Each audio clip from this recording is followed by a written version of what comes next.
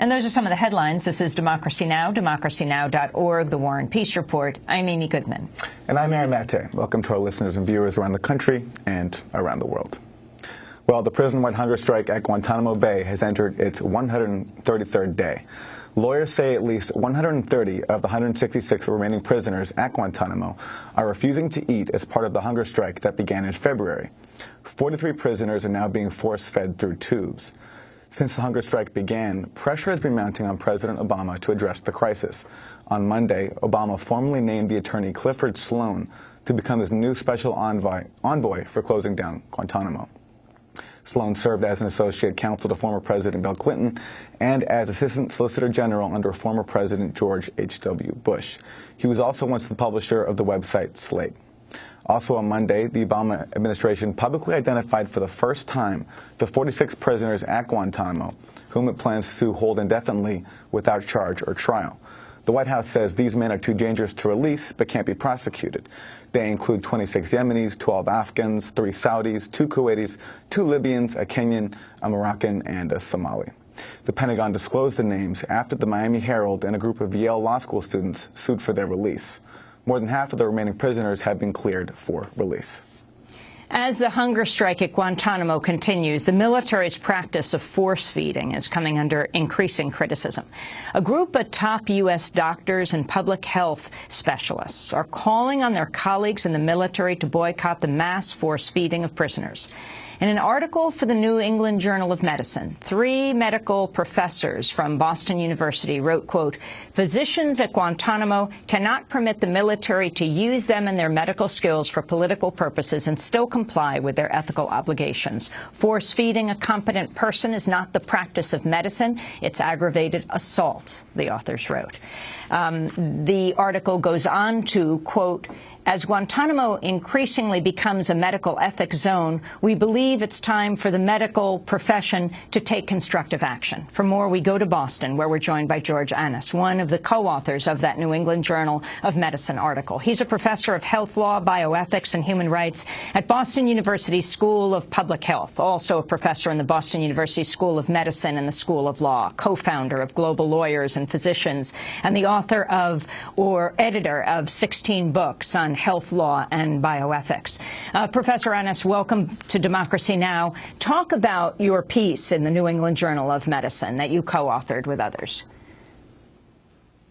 Thank you. Yes, the piece is, as you said, a call to American physicians, especially military physicians at Guantanamo, to stop force-feeding hunger strikers.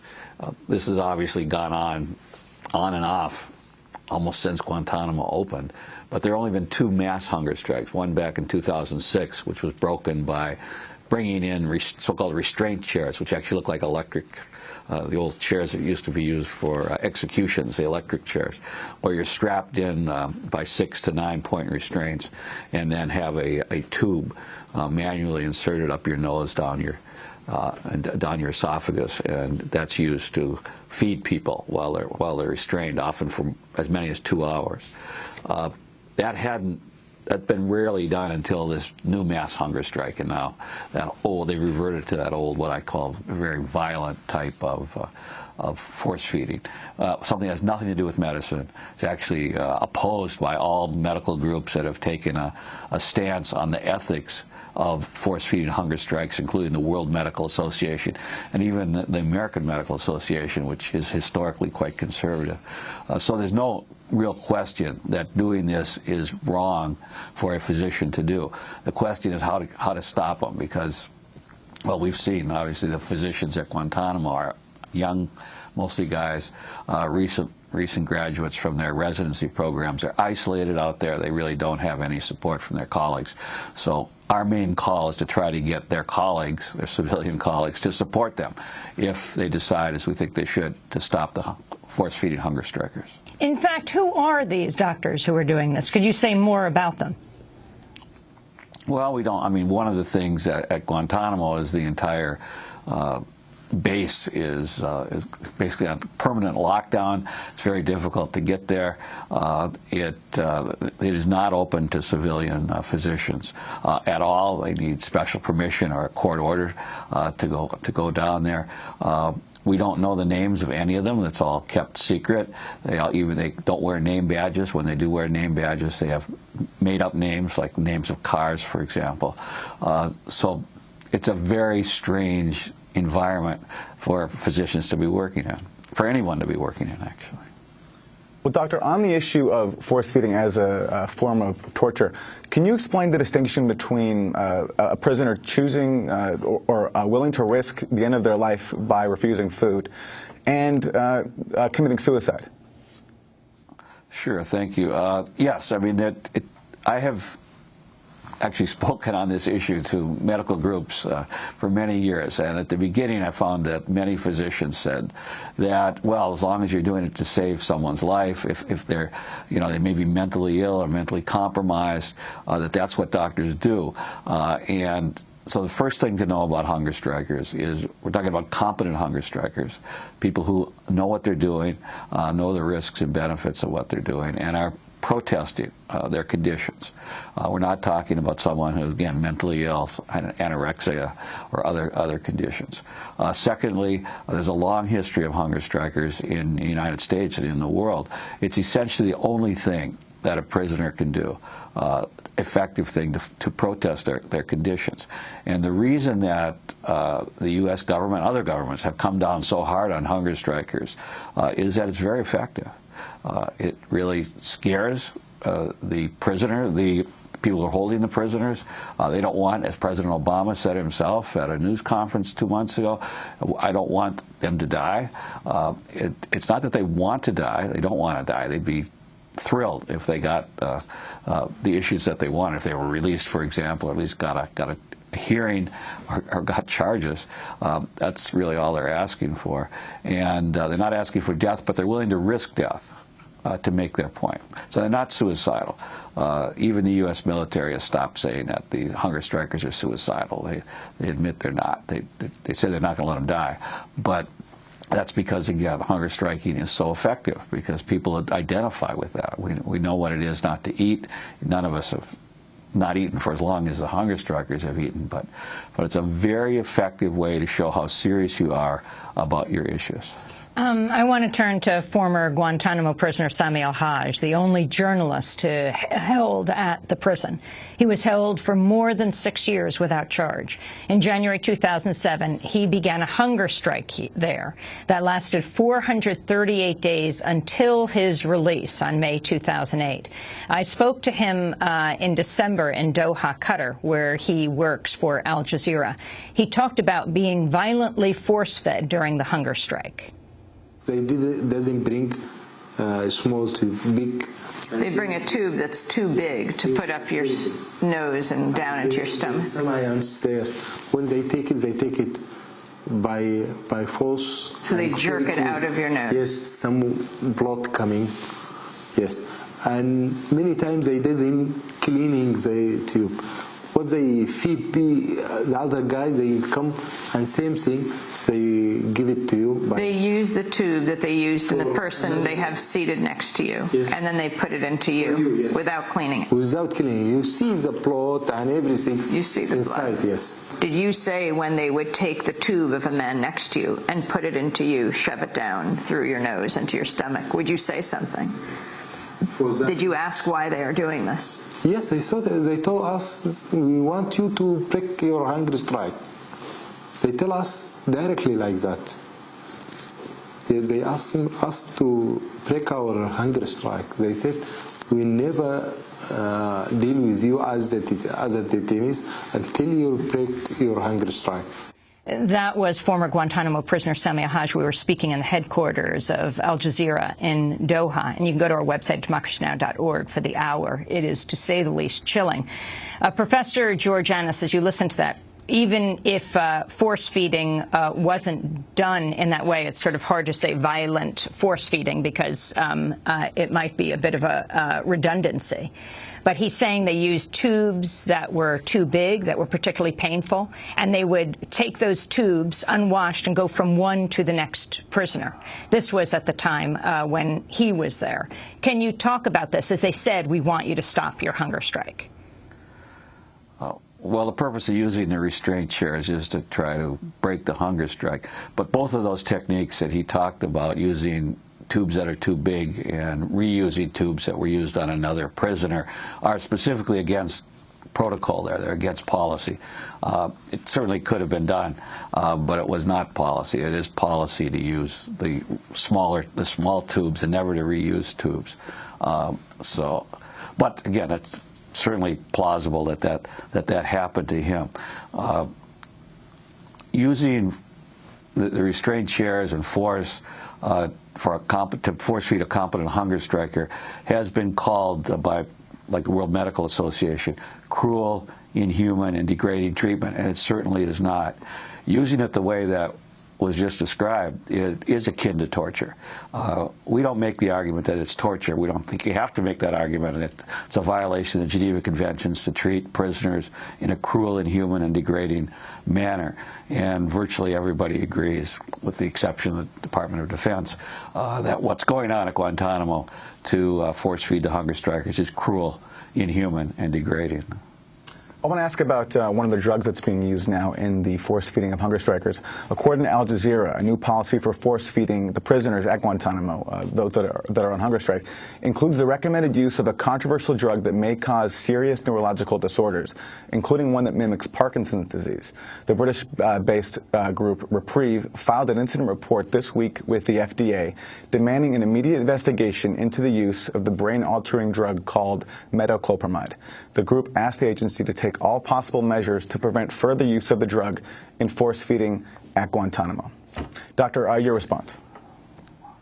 I just don't know enough about that to respond. It strikes me as unlikely that that's being used in any systematic way, but I just don't know. I don't know. And that's one of the big problems about Guantanamo, is how much we don't know.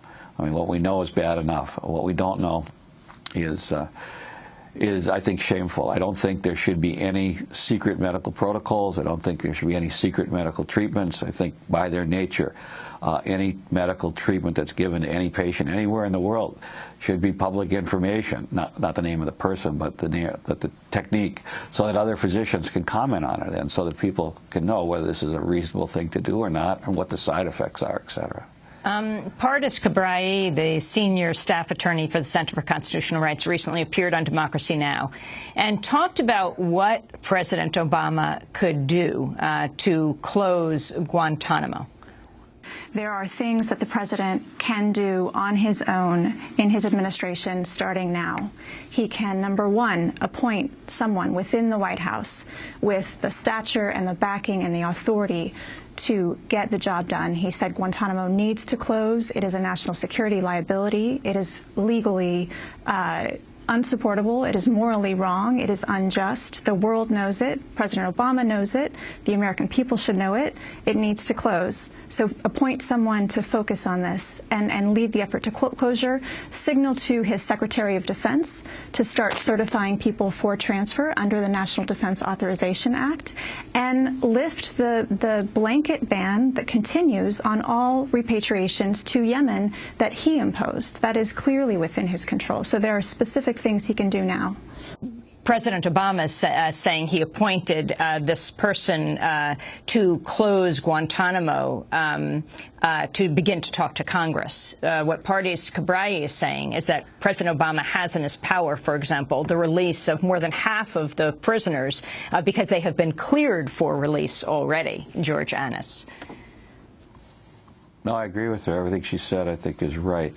The problem, I mean, Clifford Sloan, I don't know who he is, but he's, I'm sure, a good guy and a powerful guy. But his appointment's in the State Department, and the State Department has virtually no authority over Guantanamo at all. It's part of the Defense Department.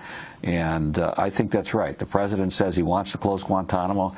He's the president of the United States. He has the authority to instruct his Secretary of Defense to close Guantanamo. Just figure it out.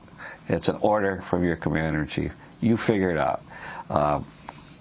You know, it's just not credible for him to continue to say, from almost his first day in office, I want to close Guantanamo, and then not do anything to actually accomplish that mission. Professor, are you satisfied with the current state of debate in the medical community when it comes to the role of doctors at Guantanamo?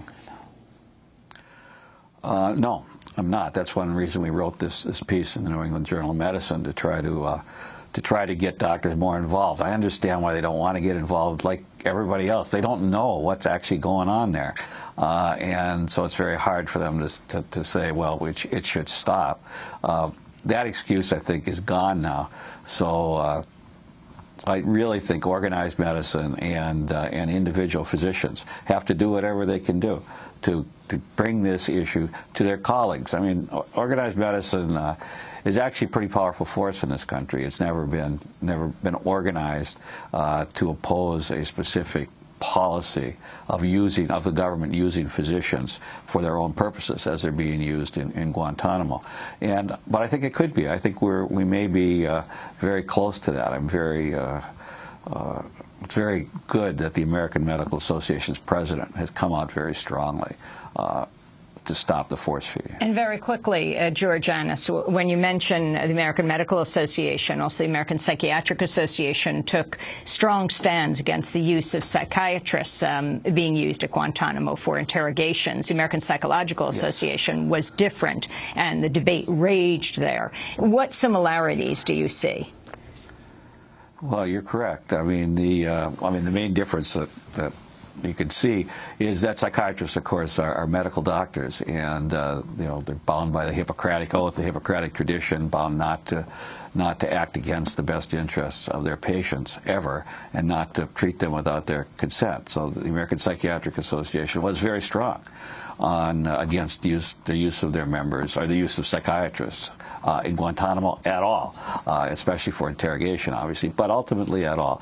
The psychologists, again, are not medical physicians, so they're not bound by the Hippocratic tradition, although they like to say they are. But they were very disappointed. Very disappointing. What it does raise the question is, all right, let's suppose we get the doctors out of this. All the physicians say we're not going to cooperate in force feeding. We're going to support our colleagues in not doing it. The response of the military will then be, well, then we'll have the nurses do it. I think the nurses won't do it either if the doctors don't order them to do it. But then are the medics going to do it? Are the enlisted guys down there going to do it?